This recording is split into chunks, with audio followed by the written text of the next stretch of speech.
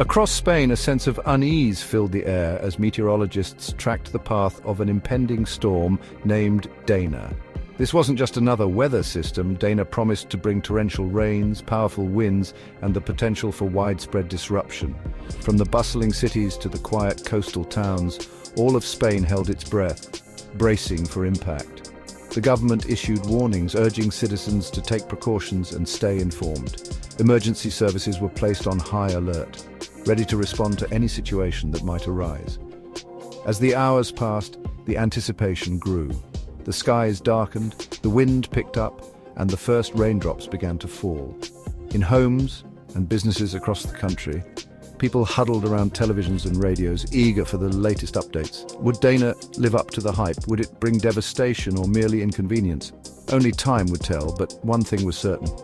Spain was about to face the full force of nature's fury. The name Dana, though unfamiliar to many, quickly became synonymous with anxiety and uncertainty. It served as a constant reminder of the unpredictable power of the natural world. As the storm drew closer, the Spanish people demonstrated their characteristic resilience, preparing for the worst while hoping for the best. Communities came together, sharing information and resources, ensuring that everyone was ready for whatever Dana might bring. This spirit of solidarity would prove invaluable in the days to come. In the heart of Madrid, the normally bustling streets were eerily quiet as the first drops of rain began to fall.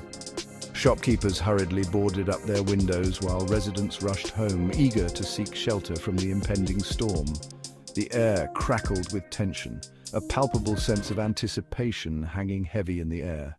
Nestled along Spain's northern coast, the Basque Country, known as Euskadi, is a region renowned for its rugged beauty and independent spirit.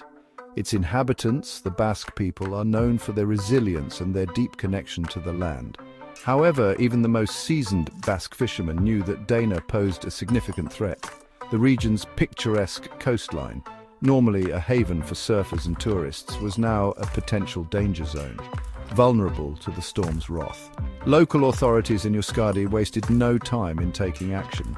Coastal roads were closed, schools were shut down, and residents in low-lying areas were urged to evacuate.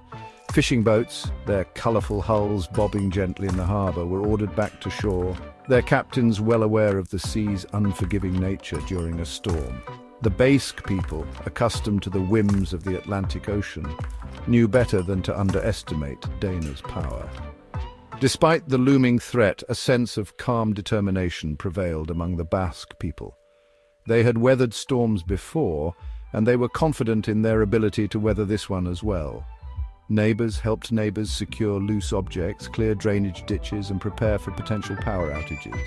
The spirit of community, deeply ingrained in Basque culture, shone through as people came together to support one another. As the wind howled and the rain lashed down, the people of Euskadi sought refuge in their homes, anxiously awaiting the storm's peak. They knew that the hours ahead would be challenging, but they faced the unknown with courage and a deep sense of community. The sound of the wind whistling through the trees was a constant reminder of Dana's presence, but it was the sound of their neighbors' voices, offering words of encouragement and support, that truly gave them strength. Dana did not disappoint in its fury. The Basque Country, on the front lines of the storm's path, bore the brunt of its power. Torrential rains lashed the coastline, turning streets into raging rivers and causing widespread flooding. The relentless downpour overwhelmed drainage systems, leaving many areas submerged under several feet of water. The wind, howling like a banshee, ripped through towns and villages, tearing down trees, power lines, and even some structures unfortunate enough to stand in its path. Despite the widespread damage and disruption, the spirit of the Basque people remained unbroken.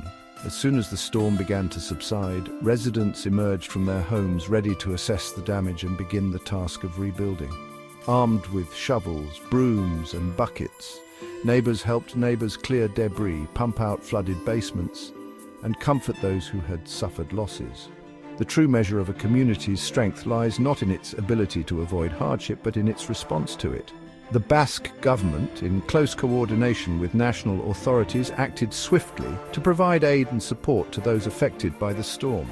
Emergency crews worked tirelessly to clear roads, restore power, and provide shelter and supplies to those in need.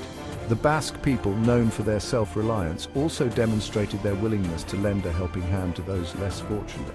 Donation centers were quickly established, overflowing with clothing, food, and other essentials for those who had lost everything. In the aftermath of Dana, the Basque country stood as a testament to the indomitable spirit of its people. While the storm may have left its mark on the landscape, it did little to dampen the spirit of community and resilience that defines this unique corner of Spain. The Basque people, with their characteristic determination, wasted no time in picking up the pieces and rebuilding their lives, proving once again that even the fiercest storms cannot extinguish the human spirit.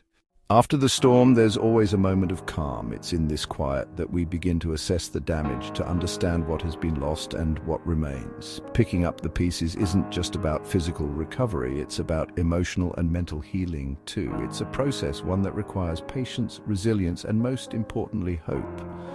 Every piece we pick up is a step towards rebuilding, towards a new beginning.